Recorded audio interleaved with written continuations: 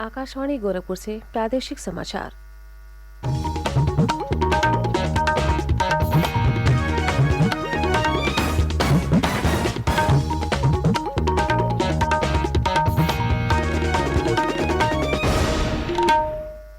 नमस्कार। समाचार बुलेटिन के साथ मैं सोनी निगम। पहले मुख्य समाचार। संसद का शीतकालीन सत्र कल से हुआ शुरू।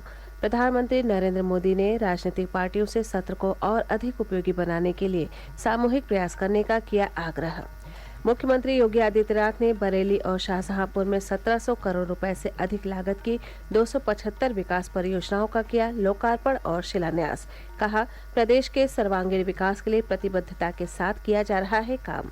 और राज्यपाल आनंदीबेन पटेल ने अनुरक्षण कार्यों में विद्यार्थियों को जोड़ने पर दिया बल। मैनपुरी संसदीय सीट तथा रामपुर और खतौली विधानसभा सीटों के उपचुनाव के लिए आज होगी मतगणना।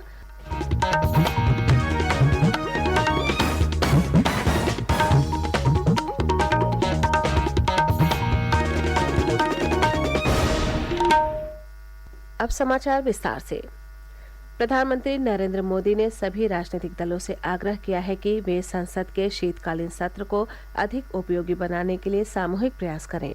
कल से शुरू हुए शीतकालीन सत्र से पहले संसद परिसर में मीडिया से बातचीत करते हुए श्री मोदी ने सभी राजनीतिक दलों से अपील की कि वे बहस में युवा सदस्यों को भाग लेने का मौका दें।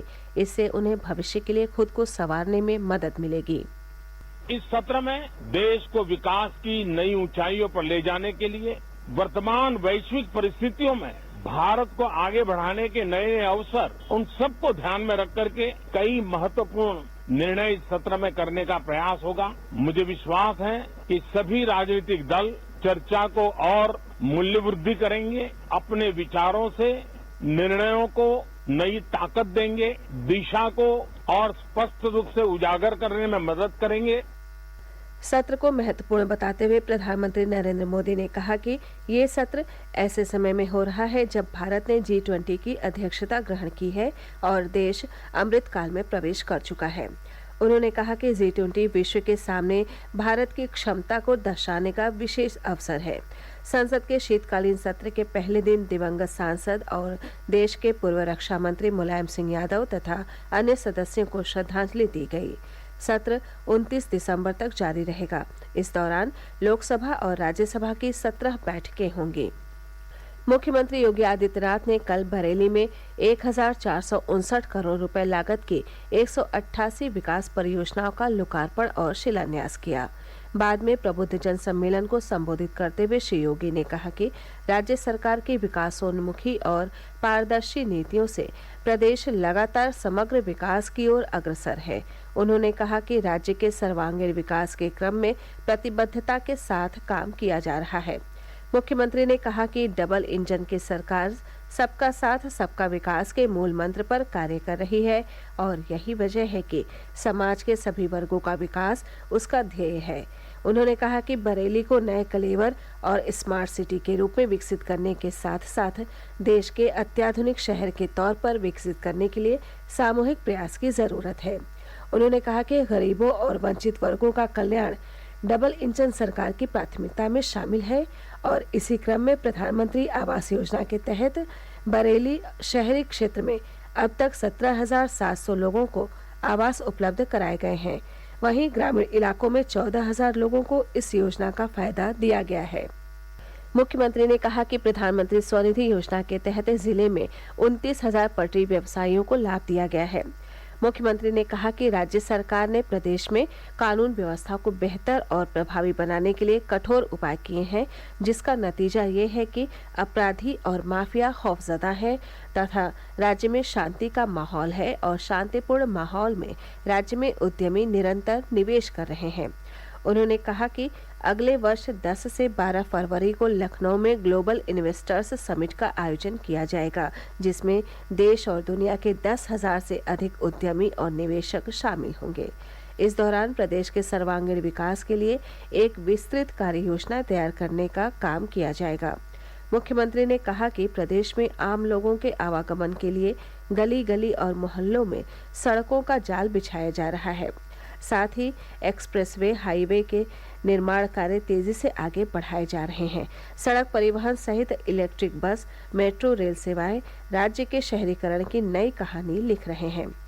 मुख्यमंत्री शाहजहांपुर में भी प्रबुद्धजन सम्मेलन में शामिल हुए और 308 करोड़ रुपए लागत की 87 विकास परियोजनाओं का लोकार्पण और शिलान्यास किया।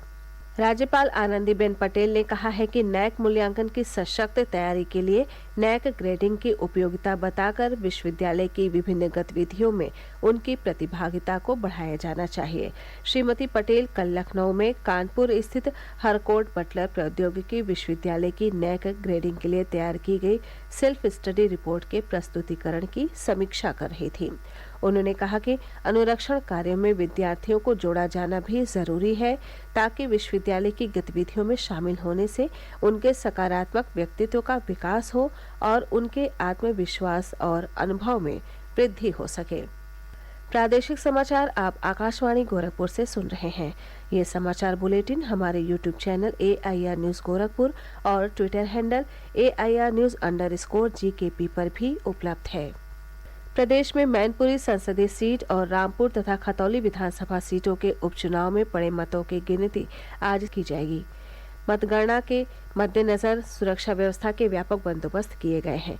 राज्य के अपर पुलिस महानिदेशक कानून व्यवस्था प्रशांत कुमार ने बताया, व्यापक सुरक्षा व्यवस्था सुनिश्चित कराई गई है। मत EVM को केंद्रीय अर्धसैनिक बलों के सुरक्षा में रखा गया है। कल वहां समय से पहले ही त्रिस्तरीय चेकिंग की व्यवस्था रहेगी ताकि कोई भी अवांछनीय तत्व मतगणना स्थल पर न जाने पाए।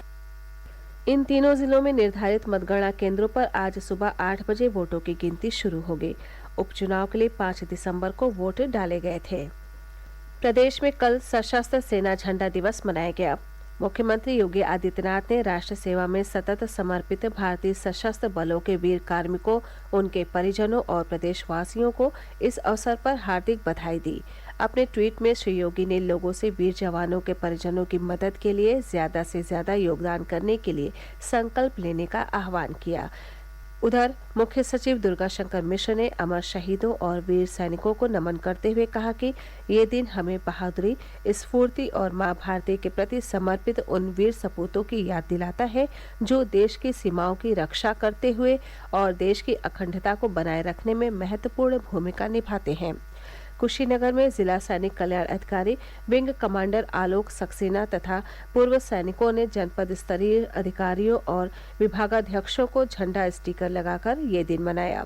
मथुरा, कासगंज, संतकबीरनगर में भी झंडा दिवस मनाया गया। इसी क्रम में वाराणसी में केंद्रीय संचार ब्यूरो, सूचना और प्रसारण मंत्रालय ने सशस्त्र सेना झंडा दिवस और आजादी का अमृत महोत्सव पर प्रश्नोत्तरी प्रतियोगिता का आयोजन किया। राज्य परिवहन निगम की बसों में यात्रियों को टिकट के लिए डिजिटल भुगतान की सुविधा मिलनी शुरू हो गई है। प्रदेश के परिवहन राज्य मंत्री स्वतंत्र प्रभार दयाशंकर सिंह ने लखनऊ में बताया कि रोडवेज बस यात्री किसी भी UPI ऐप, पेटीएम, गूगल पे, फोन पे, भीम ऐप के जरिए टिकट ले सकते हैं। वाराणसी के बड़ा लालपुर क्षेत्र दीनदयाल हस्तकला संकुल में कल Kashi Tamil Nadu set model of entrepreneurship programme का आयोजन किया गया। कार्यक्रम में काशी और तमिलनाडु के जाने माने उद्यमियों ने भाग लिया और उद्यमिता से जुड़े अपने अनुभवों को साझा किया। इस अवसर पर वाराणसी के संयुक्त आयुक्त उद्योग उमेश कुमार सिंह ने सभी प्रतिभागी उद्यमियों के प्रति आभार ज्ञापित करते हुए काशी एवं तमिलनाडु के बीच में आध्यात्मिक जुड़ाव के बारे में बताया। उन्होंने कहा कि इस तरह के मंच औद्योगिक एवं आर्थिक रूप से दोनों राज्यों के बीच में संबंध बढ़ाने में सहायक होंगे। प्रदेश सरकार काशी विश्वनाथ धाम के लोकार्पण की पहली वर्षगांठ को धूमधाम से मनाने जा रही है। आगामी 13 दिसंबर को लोकार्पण के 1 वर्ष पूरा होने पर मंदिर प्रबंधन की ओर से सुबह से लेकर रात तक विविध सांस्कृतिक कार्यक्रम आयोजित किए जाएंगे। मंदिर के मुख्य कार्यपालक अधिकारी सुनील वर्मा ने बताया कि 13 दिसंबर को सुबह 11 बजे से धाम में हवन पूजन के साथ कार्यक्रमों के आयोजन का सिलसिला शुरू हो जाएगा। अंत में मुख्य समाचार एक बार फिर।